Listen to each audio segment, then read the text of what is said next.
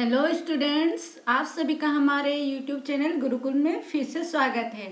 आज हम यह दंतुरित मुस्कान कविता का भावार्थ समझेंगे। पिछले वीडियो में हमने इस कविता का पैराग्राफ नंबर 1 का भावार्थ समझा था।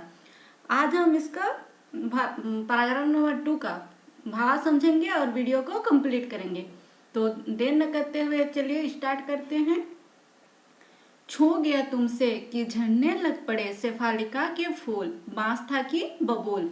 शेफालिका क्या है? एक विशेष प्रकार का फूल है। कवि कह रहे हैं कि मेरा मन बांस और बबूल की भांति नीरस और ठूंठ हो गया था, परंतु तुम्हारी कोमलता का स्पर्श मात्र पड़ते ही हृदय भी शेफालिका के फूलों की भांति झड़ने लगा। कवि के कहने का तात्पर्य है कि अगर बच्चा किसी को भी छू ले, स्पर्श कर ले, फिर वो इंसान कितना भी कठोर दिल का क्यों ना हो, वो बच्चे को प्यार और स्नेह ही करेगा। तुम मुझे पाए नहीं पहचान, देखते ही रहोगे अनिमेष। अनिमेष का अर्थ होता है एकटक या फिर बिना पलक झपकाए देखना। कवि कह रहे हैं तुम मुझे पाए नहीं पहचान, देखते ही रहोगे अनिमेष। कवि बहुत दिन बाद जब घर आते हैं तो शिशु पहली बार कवि को देखता है तो वह उसे पहचान नहीं पाता है और कवि को एकटक बिना पल के झपकाए देखने लगता है। कुछ समय तक देखने के बाद कवि कहता है, क्या तुम मुझे पहचान नहीं पा रहे हो? कितनी देर तुम मुझे इस प्रकार बिना पलक झपकाए एकटक मुझे देखते रहोगे?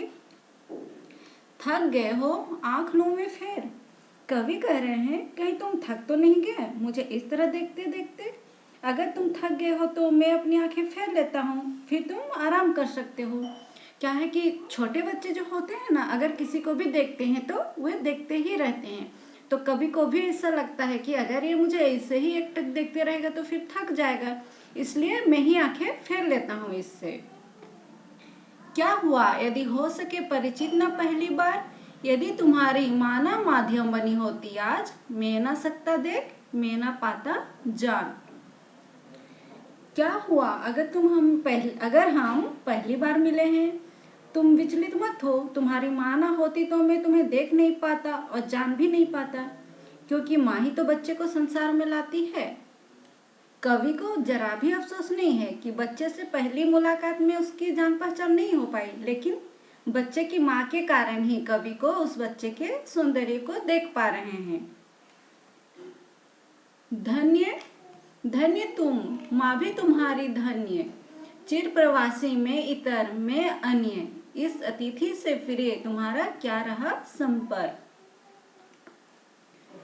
चिर प्रवासी का अर्थ होता है बहुत दिनों तक मतलब बाहर रहने वाला।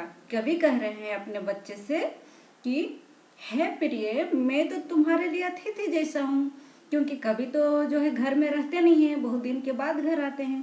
तो कह रहे हैं कवि तुम धन्य हो और तुम्हारी माँ भी धन्य है जिसने तुम्हें जन्म दिया।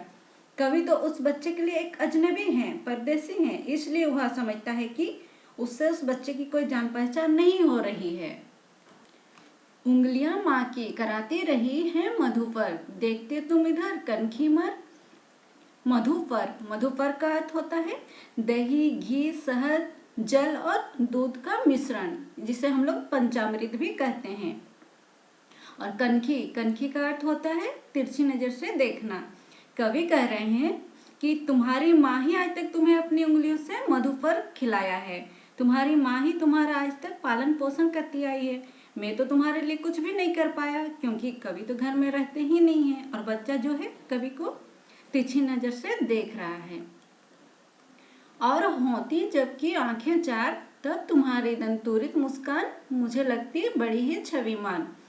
आंखें चार का अर्थ होता है परस्पर देखना और छविमान यानी सुंदर। और जब कवि और बच्चे की आंखें आमने सामने होती है, मतलब कि उनकी नजरें जब मिलती है तो बच्चा कवि को देखकर मुस्कुराने लगता है। तब बच्चे की दंतुरित मुस्कान कवि को बहुत ही सुंदर लगता है। उसकी मुस्कान कवि के मन को मोह लेती है। तो आज हमारा यह दंतुरित मुस्कान कविता का भावार्थ यहीं पे कंप्लीट होता है। अगर आप लोगों को हमारी ये वीडियो अच्छी लगी हो तो वीडियो को लाइक, कमेंट और शेयर जरूर करें। अगर हाँ आप हमारे चैनल पे नए हैं तो चैनल को सब्सक्राइब जरूर कर दें और बेल बटन को दबा दें।